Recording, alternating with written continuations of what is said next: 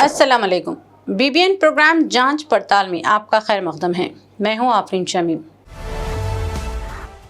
राहुल गांधी ने कहा कि मुल्क में वोटर लिस्ट से बड़े पैमाने पर नाम काटे जा रहे हैं और ये सब एक मुनज़्ज़म साजिश का हिस्सा है। राहुल गांधी ने ये एक और मिसाल देते हुए कहा कि नागराज नामी शख्स के 2 फॉर्म सिर्फ 36 सेकंड में भर दिए गए हैं, वो भी दूसरे रियासत के फ़ोन नंबर पर। उन्होंने कहा कि इससे जाहिर होता है कि ये सारा मामला यानी कि ये सारा अमल हैक किया जा रहा है और इसमें मुकामी लोग नहीं बल्कि बैरूनी ताकतें शामिल हैं। आइए जानते हैं तमाम तफसीलात। कांग्रेस रहनुमा राहुल गांधी ने वोट चोरी के मसले पर इलेक्शन कमीशन को कड़ी तनकीद का निशाना बनाया है। उन्होंने कहा कि ये कोई हाइड्रोजन बम नहीं है जिसे समझना मुश्किल हो। ये सीधा साधा मामला है, अवाम के वोट का हक छीना जा रहा है। राहुल गांधी ने इल्ज़ाम लगाया कि मुल्क में मुनज़्ज़म तरीके से वोटर लिस्ट में छेड़छाड़ की जा रही है, ख़ास तौर पर इन इलाकों में जहां अपोजिशन को मजबूत हिमायत हासिल है, यानी कि बीजेपी की हुकूमत हो। इनका कहना था कि इलेक्शन कमीशन को गैर जानिबदारी से काम करना चाहिए, मगर मौजूदा हालात में इसकी खामोशी सवालों के घेरे में है। कांग्रेस रहनुमा राहुल गांधी ने एक बार फिर भारतीय जनता पार्टी, बीजेपी और इलेक्शन कमीशन पर वोट चोरी के संगीन इल्जामात आयद किए हैं। 18 सितंबर को दिल्ली में मुनाक़दा एक प्रेस कॉन्फ्रेंस में राहुल गांधी ने दावा किया कि मुल्क में वोटर लिस्ट से बड़े पैमाने पर नाम काटे जा रहे हैं और ये सब एक मुनज़्ज़म साजिश का हिस्सा है। राहुल गांधी ने कहा कि मैं जो कुछ भी कह रहा हूं बड़ी जिम्मेदारी के साथ कह रहा हूं और मेरे पास इसके सबूत भी मौजूद हैं। उन्होंने तंज़िया अंदाज में कहा कि ये कोई हाइड्रोजन बम नहीं है। हाइड्रोजन बम तो अभी आने वाला है। ये एक नया मरहला है जिसके जरिए मुल्क के नौजवानों को दिखाया जा रहा है कि इंतखाबात में धांधली कैसे की जाती है। राहुल गांधी ने कर्नाटक के आलेंद असेंबली हल्के का हवाला देते हुए कहा कि वहां 6000 से भी ज्यादा वोट्स को हज़फ करने की कोशिश की गई है। ये इनका कहना था कि असल में हज़फ किए गए वोट्स की तादाद इससे कहीं ज्यादा हो सकती है। एक मुकामी बूथ लेवल ऑफिसर ने देखा कि इसके चाचा का वोट लिस्ट से गायब है, जिस पर इसने तफ्तीश शुरू की। पता चला कि वोट एक पड़ोसी के जरिए हज़फ किया गया है, मगर हैरत अंगेज तौर पर ना वोट हटाने वाले को मालूम हुआ था, ना ही जिसका वोट हटा इसे इत्तला मिली। राहुल गांधी ने कहा कि ये जाहिर करता है कि कोई और ताकत इस पूरे अमल को हाईजैक कर चुकी है। 6018 वोटर्स डिलीट हुए, उसमें से इनकी रिश्तेदार थी। उन्होंने पता लगाया कि मेरे रिश्तेदार को डिलीट किसने किया। पता लगा कि पड़ोसी ने रिश्तेदार को डिलीट किया। बीएलओ ने जाके पड़ोसी से पूछा कि भाई आपने मेरे रिश्तेदार को क्यों डिलीट किया। पड़ोसी ने कहा मैंने तो नहीं किया।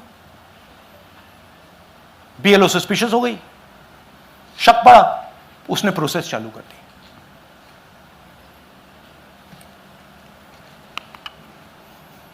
पता क्या लगा कि कोई ना कोई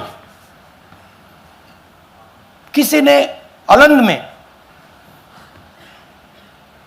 वोटर डिलीशन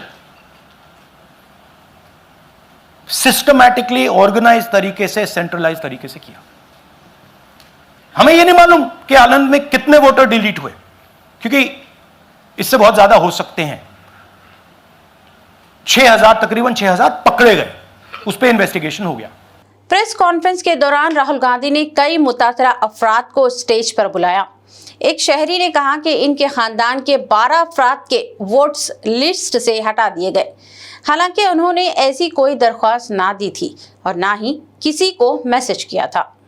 नाम पे 12 लोगों का नाम डिलीट किया गया है, हालांकि मुझे मालूम नहीं। मैं कभी किसी को मैसेज भेजा भी नहीं, मैं बुलाया भी नहीं।